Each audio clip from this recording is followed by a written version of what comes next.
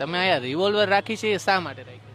અરે દેશમાં એક હાથમાં માલા ને એક હાથમાં બાલા. સરકારને પણ વિનંતી કરવી પડે કે નાગાઓને બૈરા છોકરા કાંઈ છે નહીં, તન મન ધન દેશ માટે અર્પણ છે.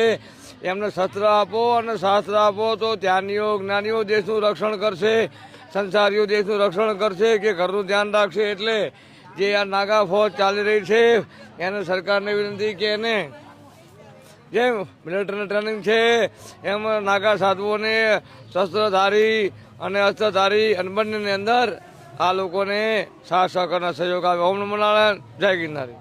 કેટલા સમયથી આ બંદૂક રાખી છે? अरे हम तो जन्म से आज ने खून, हमारा बाप दादा राजाओं था, राजा ने बहन बेटी धर्म का रक्षण किया है, जिसका मस्तक कट गया धर्म और ये धड़ लड़ रहा था आदि अनादि, वही ये तन मन धन देश के लिए अर्पित किया है. और आज भी जब जब ये देश को जरूरत पड़े तब हम तन मन